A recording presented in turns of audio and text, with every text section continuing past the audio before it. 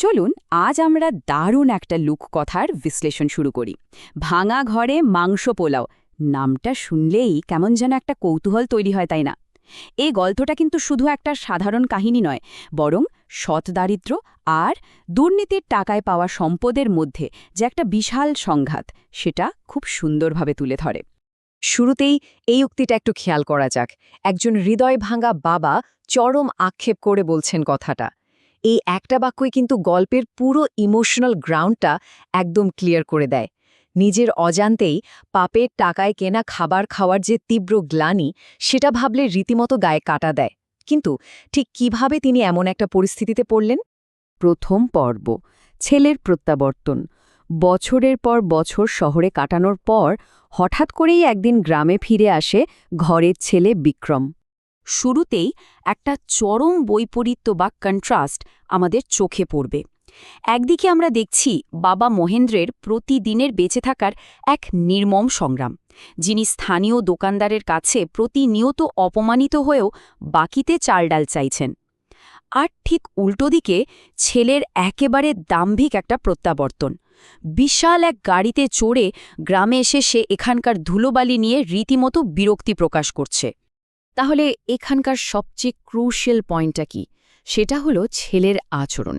গ্রামে ফিরে এসে চরম গরম আর ধুলো নিয়ে বিরক্ত, বাবা মায়ের অতি সাধারণ জীবনযাপন নিয়ে তার এক ধরনের তাচ্ছিল্য, আর শহরের চাকরির দোহাই দিয়ে এতদিন না আসার অজুহাত। এই বিষয়গুলো একদম চোখে আঙুল দিয়ে দেখিয়ে দেয় যে নিজের শেকড় থেকে সে কতটা দূরে সরে গেছে। আর এই মানসিক দূরত্বটাই কিন্তু ভবিষ্যতের সংঘাতের স্টেজটা তৈরি করে দেয়। এবার আসা যাক দ্য গ্র্যান্ড ফিস্ট বা এক বিশাল ভোজের আয়োজনে। হঠাৎ করেই চরম সম্পদের এক অভাবনীয় প্রদর্শনী আমরা দেখতে পাব। একবার শুধু সংখ্যাটার দিকে তাকান, 15 থেকে 20 কেজি তাজা মাংস। একটা অত্যন্ত দরিদ্র পরিবারের ছেলের পক্ষে পুরো গ্রামকে খাওয়ানোর জন্য এত মাংস কিনে আনাটা কতটা অবাস্তব, একবার ভাবুন তো। এই বিশাল খরচটাই আসলে প্রথম সিগন্যাল দেয় যে এখানে স্বাভাবিক কোনো ব্যাপার ঘটছে না। এখন প্রশ্ন হল, বিক্রম এই বিশাল ভোজের আয়োজনটা করল কেন? তার এই দম্ভুক্তিটাই কিন্তু প্রমাণ করে যে সে গ্রামবাসীদের সামনে নিজের সাফল্য এবং পরিবারের প্রতি তার দায়িত্ববোধের একটা নিখুঁত মিথ্যে মুখোশ তৈরি করতে চেয়েছিল। সোজা কথায়, সে আসলে নিজের অপরাধ লুকোনোর জন্য একটা ঢাল খুঁজছিল। সন্দেহ এবং গুজব, এই ধরনের জাঁকজমক কিন্তু বেশিদিন টেকে না। আর গ্রামের মানুষ খুব দ্রুতই এই হঠাৎ পাওয়া সম্পদের পেছনের রহস্যটা ধরতে শুরু করে। সবার মনে তখন একটাই প্রশ্ন, এত টাকা এলো কোথা থেকে? গ্রামের সাধারণ মানুষ থেকে শুরু করে স্থানীয় দোকানদার সবাই প্রকাশ্যে সন্দেহ করতে শুরু করে দেয়। ফিসফাস শুরু হয়ে যায় যে বিক্রম হয়তো শহরে কোনো অবৈধ বা বেআইনি কাজের সাথে জড়িয়ে পড়েছে। আর রাতের বেলায় ছেলের আচরণ এই সন্দেহকে আরও বহুগুণ বাড়িয়ে দেয়। একটু খেয়াল করলেই দেখা যাবে ভয়ে আগেই ঘরের দরজা বন্ধ করে দেওয়া, বাইরের সাধারণ বাতাসের শব্দেও চমকে ওঠা, আর কোনোভাবেই ঘরের বাইরে যেতে রাজি না হওয়া। এই অদ্ভুত ভয় আর প্যারানয়া তার সেই আত্মবিশ্বাসী ধনী মুখোশটাতে বিশাল ফাটল ধরাতে শুরু করে। অন্ধকার সত্যের উন্মোচন। গল্পটি এবার তার চরম নাটকীয় ক্লাইম্যাক্সে পৌঁছায়, যখন ছেলের রহস্যময় অতীত অবশেষে সামনে এসে দাঁড়ায়। এই টাইমলাইনটার দিকে একটু নজর দেয়া যাক। এটা দেখলে খুব সহজেই বোঝা যায় কিভাবে মাত্র 24 ঘণ্টার মধ্যে বিক্রমের সাজানো জীবনটা তাসের ঘরের মতো ভেঙে পড়ে। সকালে প্রচুর মাংস কেনা, দুপুরে গ্রামের বিশাল ভোজ, রাতে ভয়ে গুটিয়ে থাকা, আর ঠিক পরের দিন সকালে শহরের লোকজনের হাতে ধরা পড়া।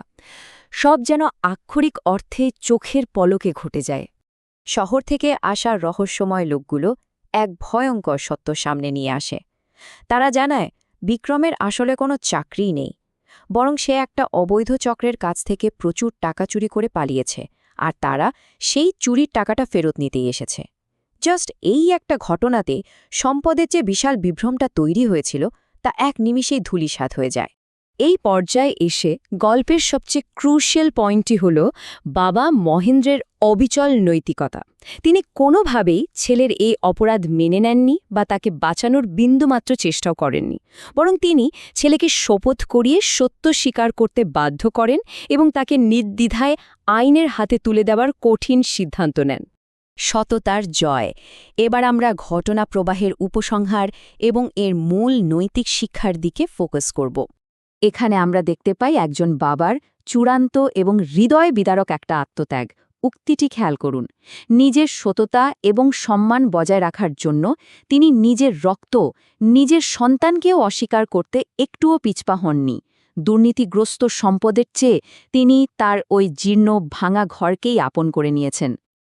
আর ঠিক এখান থেকেই গল্পের মূল শিরোনামটির অর্থ একেবারে পরিষ্কার হয়ে যায়। বাবা প্রতিজ্ঞা করেন যে তিনি যদি কখনো আবার মাংস পোলাও খান, তবে তার সম্পূর্ণ সৎ উপার্জনের টাকায় খাবেন। তিনি দুর্নীতিগ্রস্ত বিলাসবহুল জীবনের চেয়ে দরিদ্র কিন্তু সম্মানজনক জীবনকেই বেছে নেন। এটা আমাদের খুব গভীরভাবে মনে করিয়ে দেয় যে সৎ দারিদ্র্য সর্বদা অসৎ সম্পদের চেয়ে অনেক অনেক বেশি মূল্যবান। আমাদের এই আলোচনাটি শেষ করার আগে স্মৃতিশক্তি একটু যাচাই করে নেওয়া যাক। বিক্রম ঠিক কত কেজি মাংস কিনেছিল মনে আছে? আর সবচেয়ে বড় কথা, হঠাৎ পাওয়া সম্পদের বিনিময়ে নিজের মানসিক শান্তি এবং সততা হারিয়ে ফেলাটা কি জীবনে আদৌ কোনো কাজে আসে? এই গভীর নৈতিক প্রশ্নটিই আজ ভাবনার জন্য থেকে গেল। সবাইকে ধন্যবাদ। আলোচনাটি আজ এখানেই শেষ করছি।